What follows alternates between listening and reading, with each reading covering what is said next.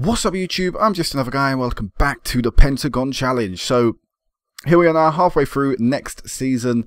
Oh, actually the season, we were just pretty much starting come the end of the Asian Cup. So let's waste no time. Let's have a look at our profile. So media handling, as you can see, I'm really low with. I don't really do press conferences. It's just, to me, really repetitive and boring, and it's something I'm not really too inclined to doing. But my reputation is now world class. So with that in mind, I'd say any job out there is achievable. So if we can, move on from Suwon now. We've been here for how many seasons? This would actually, we can do this by years because it would be 2018, which is 5 years. This is our 5th year here because we joined roughly around this time in 2018. So we've been here for a long time. We have won so many things. I would really love to win the Champions League this year and then open up a new chapter in this career. So let's go into this. So the league table, where are we currently sitting? We are currently top of the table with only 1 defeat to our name and only dropping 3 points all season long. The league is ours yet again, I would say. I'm pretty comfortable and confident to say that at this midpoint stage. It's just too easy, this league, for us. We are easily the best team in this league. We are very hard to score against. We score a lot of goals as a result. It's hard to beat us. Only 1 defeat all season long. We are the best team in South Korea. We just need to reflect that and go on to be the best team in Asia.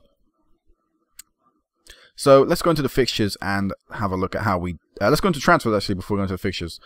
I'm getting ahead of myself. So as you can see, a little bit of action happened over the off-season. Shinji Kagawa left us. I was just trying to get rid of the guy really for a long time. As you can see, Norwich loaned him out 1 season, but I was just unable to get him off in any way, shape or form. So I'm glad to see him finally go. Glad to see the back of him. Elsewhere, Jang Young-gu left for John Buck for 150k. I'm actually really chuffed with the fee we picked up for this guy. I don't think he's that good of a player. Not good enough to get in our team anyway, so I'm happy for the fee we recuperated there. Elsewhere, loaned a lot of players. We actually sold John Obi Mikel to Chenam. We brought in a new defensive midfielder this season. I decided at 36 years of age, it was time for John Obi Mikel to move on. Really good player for us in these 2 years that he was with us, but I saw someone better out there. I decided I wanted to pick him up. He's actually not even playing for Chunnan, which to me is just baffling because he's such a good player. Not good enough, like I said, no longer good enough for my team. I saw someone slightly better than him out there. I wanted to capture him, but I'd still say he was good enough for any team in this division. So shocked he's not really playing there. And elsewhere, a few more loans before we sold Mario Pasalic for 2 million to FC Copenhagen. Now, this was actually a deal that was arranged and done in, I believe, February. But because, of course, the European teams only have January and then the summer to buy and sell players, we had to wait until the 11th of June for this to actually go through. So it's only been about a month since Pasalic left. But 2 million to pick up for this guy. I'm really happy with the fee we recuperated there, considering he's a free transfer. Actually, the fee we picked up was really good. But as you can see, he was just... he never played for us really. He made he started 1 game in the Champions League and made 3 substitute appearances as well. It wasn't even like I fell out of love with him. It's just that the South Korean players now were just better than him. He's a good player, yes, but if we compare him to who's been playing centre mid, Sang-mi, we see that Sang-mi has just got really better technical stats, and that's what I really liked in him, and even physically as well. So I just preferred the Korean players. So to me, it was worthless him taking up a foreign spot when I had better Korean players. So as a result, I just had to get rid of him, and that was the mentality behind it, which is a shame because he was a really good servant for us. But the 2 million fee we picked up is really quite a massive thing, and will definitely help the club. But anyway, to the end. So the first guy we brought in was Shin Xiong Ru. I have no idea. Right back, left back.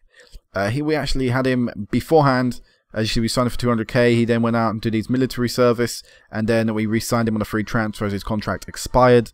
Overall, he's just here to be backup player anyway, and that's all he ever really was for us, just a backup player. And he's playing decently well under us, so overall happy to have signed him there. Free transfer. Next guy, Choi Sang-hwak for 1.3 million. This guy was a goalkeeper and was actually planned to come in and take over from Sung Rae-yong.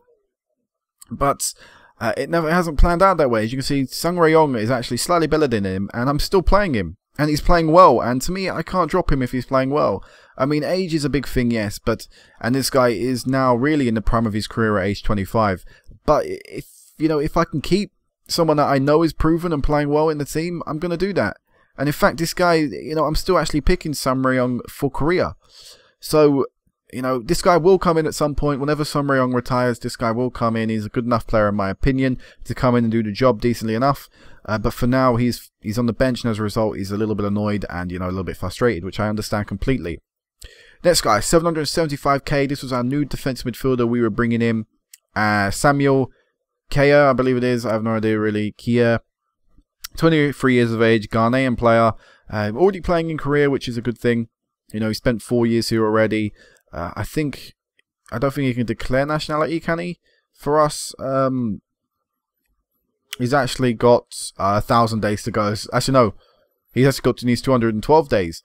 So maybe he can declare nationality in a whatever. So maybe he won't count as a foreigner after them 212 days. I don't know. I don't really know how that works. But either way, this guy is a really good player, and he was the reason John Obi Mikel had to go. Physically, he's immense. Technically, he's got exactly what I need. Technique, tackling, passing, marking. You know, first touch is good. He's got good long shots. Leadership is really good as well. Really, just all round is a great player for us. I'm really happy to have got him. As you can see, 4-star report as well. And he is putting in the performances to show it. So, the fee we paid for him as well was so small just because he was in Korea. I mean, if he was in Africa, I think the fee would have been even less. Because typically you can get some quite cheap African players. If you can remember Papi Fatty back way long ago, actually. When was it? Was it even before that? Yeah, as you can remember, he was a free transfer. But you can get some cheap African players typically. So the fee we picked up, the fee we paid for this guy was quite small, and I'm really happy with it. So next guy, Park Sang-hoon. He come in as again just an option at the left attacking mid role. We just needed a little bit of depth there. As you can see, he played 6 games, scored 2, assisted 2, and 2 player of the match awards. That is because we had a few injuries at the start of the season. But yeah, overall I'm happy with this guy. He does exactly what he needs to do, which is be there in case we need him.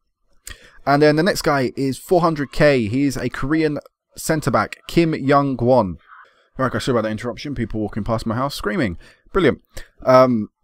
So yes, Kim Young-gwon. The reason I know about this guy is because, of course, I'm Korea manager, and this guy is probably one of the best defenders in Korea. And of course, we have 2 other really good defenders in Korea, but this guy, he wasn't playing for the club he was at. He was at Al Said, who are a Qatar team, and he just wasn't getting in the team. And so whenever I picked him for Korea, I was getting a few things like, oh man, he's not playing. How do you know he's good? You know, does he deserve his place? So I decided, you know what? I'm going to go out and buy this guy. So 400k I brought him, and he's actually now forced out. I think it's Sang-min out of the team. He did originally, but now it's sort of changed. He is now forced out Jong-ho out of the team. And he's playing really well, and I think that's a 400k well spent, because he's he's 33, but he's putting in really good performances for us. So really happy to have got this guy, and you know, he's playing now first team football, which overall will just help benefit the South Korean team, which of course we'll go in and look at in a bit. Next guy we signed, Kim Kwang-sok. He come in as yet again a little bit of squad depth. We needed it in the centre back roles. And the last guy we signed for 825k was from Internacional, which Jan Dulunto. He is a Peruvian, whatever, his player from Peru. And I really like this guy. With Pasalic leaving, I decided, you know what, I can get a centre mid that is that next level player. And I saw this guy out there for pretty cheap, you know, 825k is pretty cheap for a player of this level. And to me, what really stood out was his passing technique and long shots. He's got some great stats there. I mean, of course, other positions, other, you know, stats and stuff could be a lot better. But still, this guy is really, really good. And he's been, again, putting in the performances to show it. Not played as many games as I would like. That is because he's had, I believe he has a few injuries. Yeah, as you see, he twisted his ankle. And also, you know, he gets quite tired. I guess, you know, flying from Peru to South Korea to play his international games does take a lot out of him. So, shame that we can't play him a little bit more, but overall, still a really good player. And, yeah, really happy to have got him. So, these are the transfers. You know, those are the people that have helped us get where we are so far. Let's go into the fixtures now, as we did briefly a second ago, and have a look at how we did. So, we started off in the perfect way, pretty much, going on a, what is that, 6? Wait, 3. Why did I go 6? 6. That's there. 7. 8 game undefeated streak, including 2 draws in there in the Champions League group stage, which wasn't ideal in the Champions League group because, as you can see, we won 2, but then we drew 2 in a row. So actually, our qualification was really in doubt. And then we lost our first game of the season to Shandong, who I actually thought were going to be the easiest team in the group, being from China. We actually lost to them. So that really did put our qualification in doubt and was our first defeat of the season.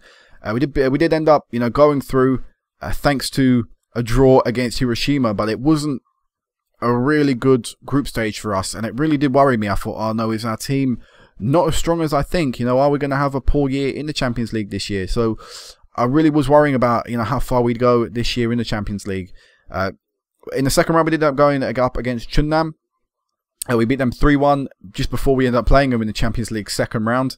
But in that game, away from home, we lost 3-2 on that occasion. So that was really, really worrying at this point, because I thought, oh no, we're not doing well in the Champions League for some reason. I don't know if it's the players, you know, not able to step up on the big occasion or something, but it really was worrying. We did end up going through, thankfully, from the away goal ruling. Chang Hoon's goal in the 10th minute, putting us through to the Champions League quarter-final. In between that, we did beat Jeju 4-2. In the FA Cup, we won 3-0 against a Honnam University and continued our fantastic run of form in the league, winning every game, before we lost to Pohang 1-0, which was a really, really disappointing defeat, because look at that. We dominated them, really did smash them, just, I guess, poor day at the office up front. In the end, we conceded the goal, and, you know, typically, you know, we can afford to concede because we just outscored the opponent, but today we didn't, and as a result, we lost, you know. And it's actually the first time all season long we hadn't scored a goal. Actually, apart from there against Hiroshima. But domestically, it was the first time we hadn't scored a goal.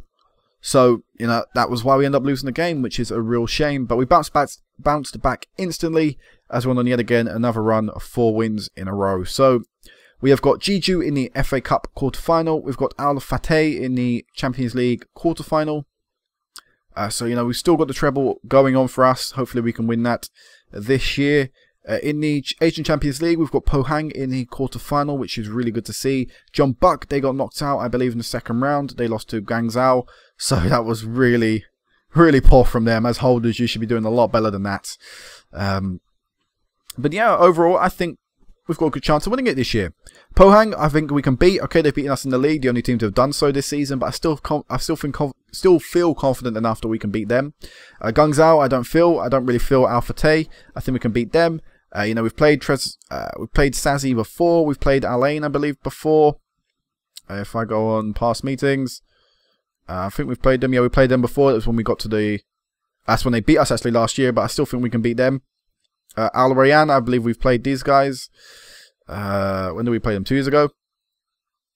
A bit longer than that, a bit further along. Actually, they beat us on that occasion as well, but I still feel we can beat these guys.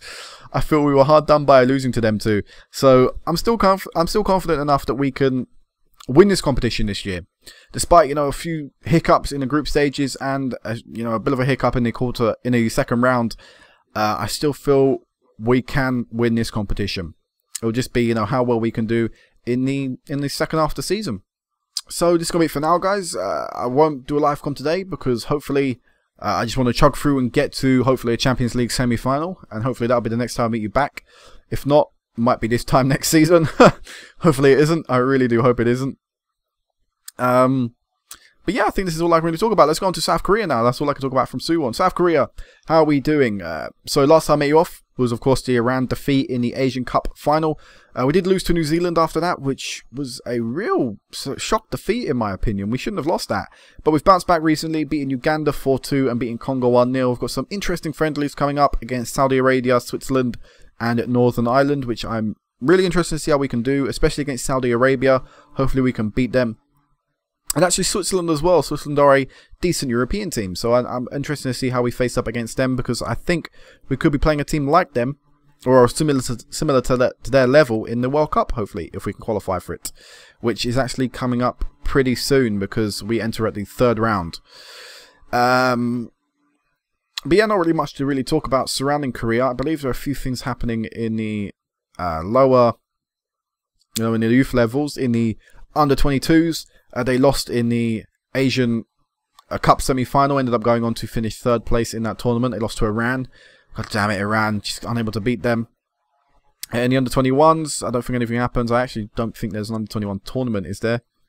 No. Don't know why Korea have an under-21s team. In the under-20s, due to the fact the under-19s actually, I should probably go on them first. Due to the fact the under-19s did so well in the Asian Cup, actually beating Iran, the under-20s were able to go to the World Cup. I think actually because the under-19s reach the quarter-finals or semi-finals, something like that. They qualify for the under-20s World Cup. We ended up going on to win that, so I was confident we could win the under-20s World Cup.